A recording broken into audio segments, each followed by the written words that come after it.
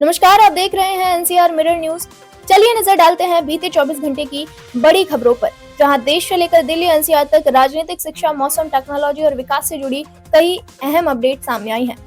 PM Modi ने सोमनाथ में शौर्य यात्रा में लिया हिस्सा। प्रधानमंत्री नरेंद्र मोदी ने गुजरात के सोमनाथ में आयोजित शौर्य यात्रा में हिस्सा लिया।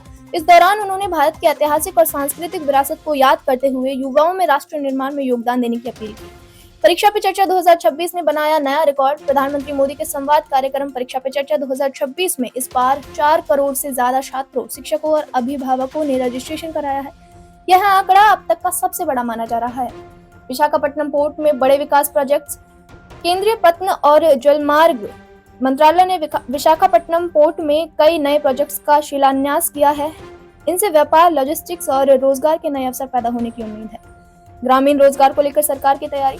सरकार द्वारा ग्रामीण रोजगार और आजीविका मिशन को और मजबूत करने पर जोर दिया जा रहा है। इसका उद्देश्य गांवों में रोजगार बढ़ाना है और शहरों की ओर पलायन को रोकना है।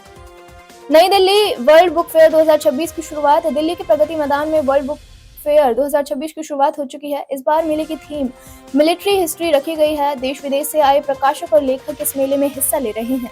आईआईटी मद्रास में परम शक्ति super computer launch. IIT Madras में भारत के स्वदेशी सुपर कंप्यूटर परम शक्ति का उद्घाटन किया गया।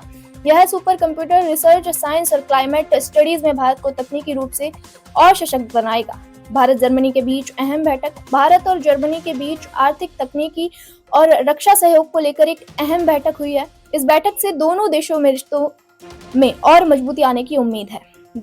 दिल्ली एनसीआर में रिकॉर्ड तोड़ ठंड और शीतलहर। अब बात करते हैं दिल्ली एनसीआर की। यहाँ भीषण ठंड और शीतलहर ने जनजीवन को प्रभावित किया है। कई इलाकों में इस सीजन की सबसे ठंडी सुबह दर्ज की गई। मौसम विभाग ने लोगों को अतिरिक्त सावधानी बरतने की सलाह दी है। घना कोहरा, येलो अलर्ट और ट्रैफिक का असर।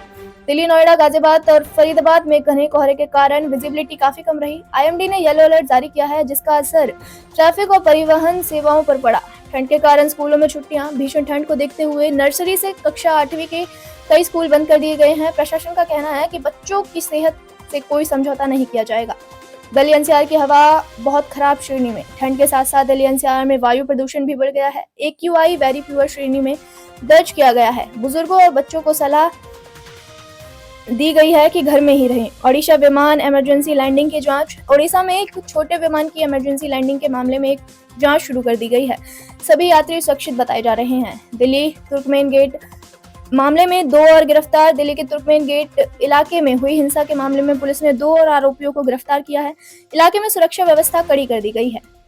तो ये थी देश और दिल्ली एनसीआर के बीते 24 घंटे की बड़ी खबरें। अगर आपको यह न्यूज अपडेट पसंद आई हो तो वीडियो को लाइक करें, अपने दोस्तों के साथ शेयर करें और ऐसे ही भरोसेमंद अपडेट्स के लिए जुड़े रहिए हमारे साथ और चैनल को सब्सक्राइब करना बिल्कुल ना भूलें। मिलते हैं अगली खबर के साथ। नमस्कार।